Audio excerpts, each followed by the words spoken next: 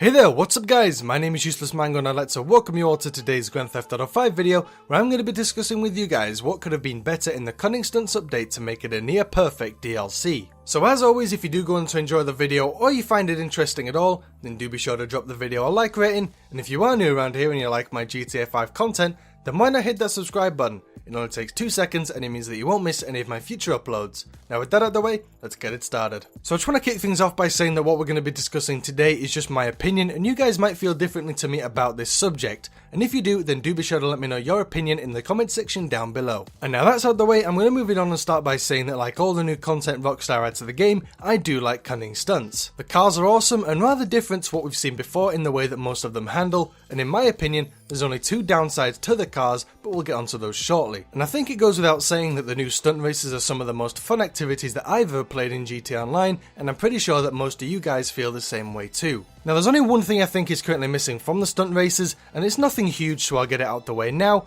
and it's just something that surprised me a little, and it's the lack of customizability with the settings of the races. And I'm not too bothered for things like not being able to change the class of vehicle, as I'm pretty sure that the majority of the stunt races were designed with the class of car in mind, and therefore may not work properly if this is changed. But the thing that surprised me was having no option to set the race to non-contact. Now this could be justified by the fact that it does kind of spoil some of the fun of the intertwining parts of the maps where cars could crash into each other, but to be honest, I'd be willing to sacrifice this to stop 5-year-olds from racing dirty for the entirety of the race. But anyways, that's all I think could have been improved upon with the stunt races, so let's now move it on. Right, so I'm now going to move on to the new cars, and let's start off by saying yes, they're good, but they don't feel as good as what they could be. And I'm not talking about the handling or anything like that, but I am talking about the fact that the cars just feel cheap and maybe even somewhat rushed. Now don't get me wrong, I understand how much time and effort goes into making new content like this, but the fact that there's so little we can do with the new cars is rather disappointing, especially since they bear the price tags they do.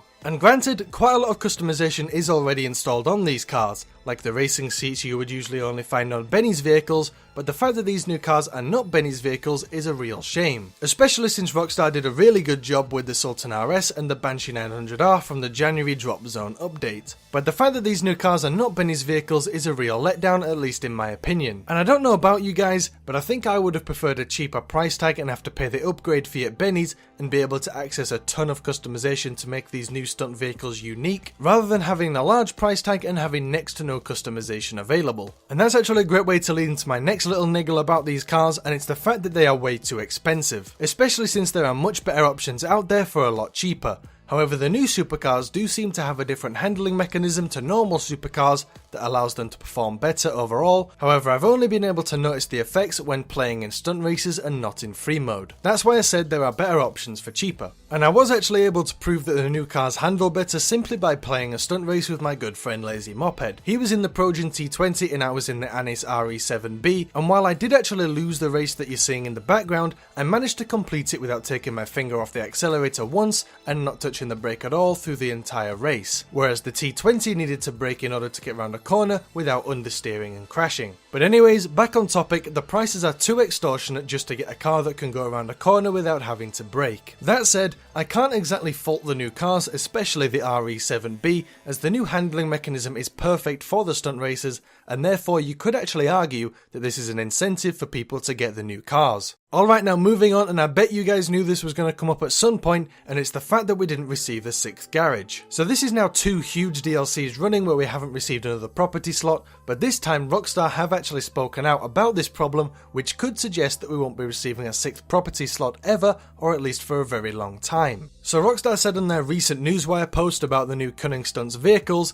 that the 20% discount on all garages and properties with garages continues this week. Just what you need to accommodate the 3 new vehicles releasing with this update. If you're already fully maxed out on room in your garages, don't forget you can always use your second character and the shared bank account to open up 5 more garages and 50 more parking spaces. So if you want to go and use your second character, then by all means do so, but the fact that it doesn't look like Rockstar are going to release a 6th property slot for our main characters, where all our main unlocks and where we have our level, weapons and other vehicles, is kind of disappointing. But Rockstar do raise a good point with the second character, but it still would be nice to have a 6th property slot anyway, just for convenience. But anyways, I do think that the Cunning Stunts update is amazing and really fun, and don't forget that we still do have 3 vehicles on the way, as well as probably more stunt races and the stunt races creator. So even though this DLC, like all the others, has some drawbacks, because of the unreleased and upcoming content, in my opinion, it can only get better. Alright, so I'd love to hear from you guys in the comments. What do you think of the Cunning Stunts DLC? Do you think it actually lived up to the hype? Or what do you think could have been improved upon to make this a near perfect DLC? As always, be sure to let me know your thoughts and opinions in the comments section down below. Okay, so that's all I'm going to be discussing with you guys today. If you did go on to enjoy the video or you found it interesting at all, then do be sure to drop the video a like rating.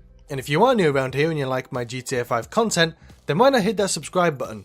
It only takes 2 seconds and it means that you won't miss any of my future uploads. Now with that said, I want to thank you guys for watching, stay awesome, and I'll see you guys in the next video.